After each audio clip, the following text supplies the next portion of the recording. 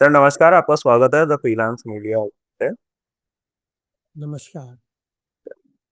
Sir तो हम आपसे बात करेंगे। पाकिस्तान एम्बेसी के बाहर भारत सरकार ने कुछ एक्शन लिया है। वो एक्शन तकरीबन 3 दिन के बाद आया है, क्योंकि ऐसा ही सिमिलर एक्शन पाकिस्तान की सरकार ने इंडियन एम्बेसी के बाहर लिया था, इस्लामाबाद में। तो सर आप इसको कैसा देख रहे हैं? देखिए, ऐसा है कि पाकिस्तान सरकार ने ये एक्शन इसलिए लिया है कि अभी भारत में यूएस के राजदूत जो है सर्जियो गोर, वो अभी कुछ दिन पहले ही पाक ऑक्युपाइड कश्मीर गए थे, क्योंकि वो पाकिस्तान साउथ एशिया के भी इंचार्ज बनाए गए, इंक्लूडिंग पाकिस्तान, बांग्लादेश, इंडिया। तो वो गए थे, वहां से लौट के उन्होंने बयान दिया है कि जम्मू कश्मीर भारत का अभिन्न अंग है।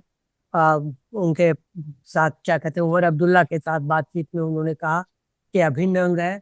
और आ, हम इस बात की सराहना करते हैं कि उसको इस हिसाब से बांटा गया है कि वो उसकी प्रगति काफी अच्छी तरह से सुनिश्चित हो जाएगी। इस पर पाकिस्तान ने कड़ा ऐतराज जताया है, और पाकिस्तान ने भारत के जो डिप्टी चीफ ऑफ मिशन है उनको बुला करके भी इतराज जताया है। प्लस इसी के सीक्वेंस में पाकिस्तान ने भारत के हाई कमीशन से इस्लामाबाद में सुरक्षा की जो बाहरी बैरिकेडिंग वगैरह लगाई गई थी, वो हटाई है। अब देखिए, होता क्या है कि डिप्लोमेटिक पार्लर्स में एग्जैक्ट रेसिप्रोसिटी होती है, टिट फॉर टैट, हाथ के बदले हाथ, हाथ के बदले कान, इस तरह से। तो जहां जहां से उन्होंने बैरिकेडिंग हटाई है, हमने भी वहीं से हटा ली है। हमने ये कहते हुए कि देखिए, आपकी नज़र में अगर हमारे हाई कमीशन की सुरक्षा उतनी महत्वपूर्ण नहीं है, तो हम्म। हमारी नज़र में भी उतनी ही महत्वपूर्ण है जितनी आप हमारे हाई कमीशन की सुरक्षा को देखें। अच्छा सर, तो इसमें इसलिए इसमें सर एक सवाल जो बन रहा है कि पाकिस्तान ने 3 दिन पहले एक्शन लिया था, जो बैरिकेडिंग हटाई थी भारतीय हाई कमीशन के बाहर से। इंडिया ने 3 दिन बाद सर ये एक्शन क्यों लिया? ये जो 3 दिन का समय है, इसको लेके भी कुछ सवाल उठ रहा है कि अगर टेट फॉर टैट ही था तो 3 दिन का समय क्यों लगा? देखिए, किसी भी एक्शन के रिएक्शन में या रेसिप्रोसिटी में अगर हम कोई कार्य करते हैं, कोई कार्यवाही करते हैं, तो पहले हम उसको ये देख लेते हैं, समझ लेते हैं, विचार होता है अंदरूनी, अंदर खाने में, कि इससे क्या फर्क पड़ेगा, इससे कहाँ तक मैसेज जाएगा। ये विचार करके जब हमें ये लगा भारत सरकार को कि हाँ, हम अभी टिक फॉर टैट हम कर सकते हैं, तो वो हमने कर। तो आपको याद होगा कि जी कुछ जी। कुछ साल पहले जब पाकिस्तान ने कहा था कि हम भारत के राजदूत को मान्यता नहीं देते, तो हमने भी राजदूत को तुरंत यहाँ से उनके राजदूत को रवानगी दे दी। तो ये चीज तो होती है, लेकिन फिर भी ये डेट फाइट ट्रैक तो होता है, देर सवेर होता है, 2 दिन 1 दिन में। लेकिन वो ये देख लिया जाता है कि इसका क्या रिपोर्टेशन है। जी। अच्छा सर, तो फिर ये कश्मीर और कश्मीर की सुरक्षा और राजनयिक गतिविधियों को लेकर ये लगातार बढ़ते तनाव भी बढ़ रहे हैं, क्योंकि सर्जियो कौर, जैसा आपने जिक्र किया कि सर्जियो कौर के बयान के बाद से पाकिस्तान थोड़ा सा तिलमिला गया है। तो इस घटनाक्रम को देखते हुए हम क्या कह सकते हैं कि भारत पाकिस्तान के बीच में जो संबंध की मौजूदा दिशा है, वो सर यहाँ से किस ओर अब जाएगी? देखिए, अभी तो संबंध जो है काफी नीचे है, और अभी निकट भविष्य में संबंधों के ऊपर की ओर जाने या विकास करने की कोई संभावना नहीं है।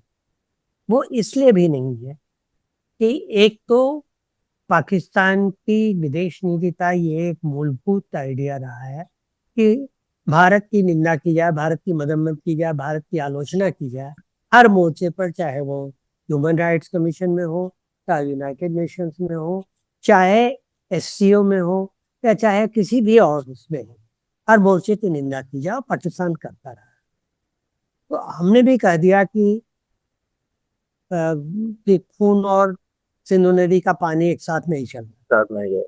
तो अब खास तौर से बरसात के सीजन में, जब इसका इसकी उम्मीद हो गई है कि अब चूंकि पानी ज्यादा भर रहा है हमारे जो रिजर्वायर्स हैं इंडस और उसकी सिंधु और उसकी सहायक नदियों पे, और हमें किसी देश छोड़ना पड़ सकता है तो, और उससे पाकिस्तान में खलबली मचेगी, वहां बाढ़ की संभावना है, तो पाकिस्तान को और भी कष्ट हो रहा है। तो आपने देखा होगा कुछ दिन पहले पाकिस्तान के भारत विरोधी बयानों में तेजी आ गई, छोटे से बड़े लेके बड़े नेता सब तेजी दिखा रहे हैं।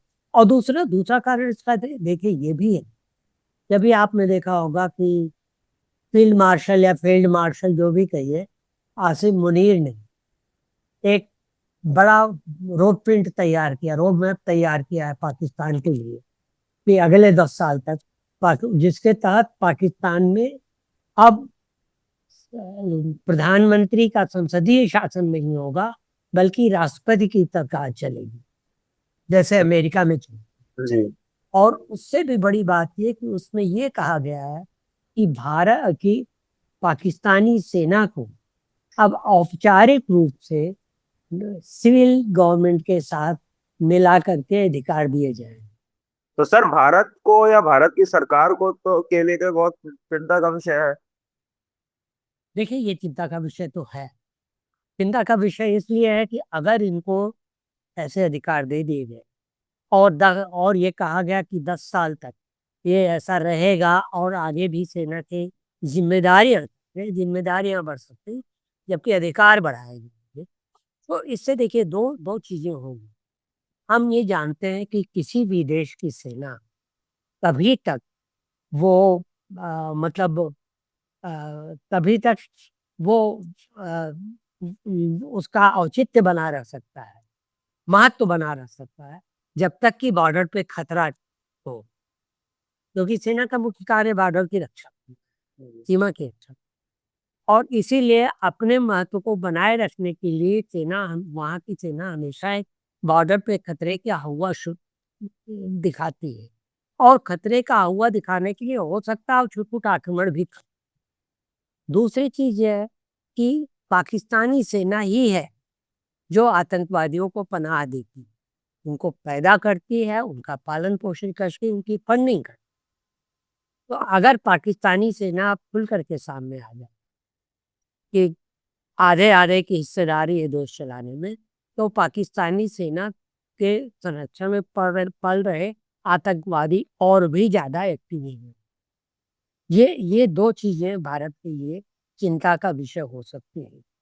और तीसरी चीज ये भी है कि पाकिस्तान की सेना जो वो अब देखिए पिछले 4 साल के देखिए तो पाकिस्तान की सेना ने आसिम मुनीर के नेतृत्व में पाकिस्तान की फॉरेन पॉलिसी में बड़ा रोल निभाया है। और उसका ही परिणाम है कि देखिए 2023 से लेके आज तक 6 रक्षा समझौते पाकिस्तान ने किए दूसरे देशों के साथ। 2023 में कुवैत के साथ, 24 में अजरबैजान के साथ, 25 में सूडान को इन्वॉल्व करते हुए, सम्मिलित करते हुए हथियारों की सप्लाई की डील की गई।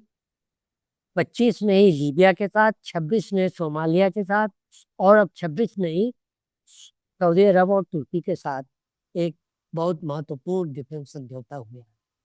तो ये सब करके मैक्का पैक्ट वहां जिसे वो लोग कह रहे हैं। सेना अपना कद बढ़ा, और जहां भी सेना का कद बढ़ता है आपने देखा हो, चाहे पाकिस्तान हो, चाहे कहीं और आप देखिए अफ्रीका के देशों में भी, जहां भी सेना का कद बढ़ता है, तो अंत क्या होता है?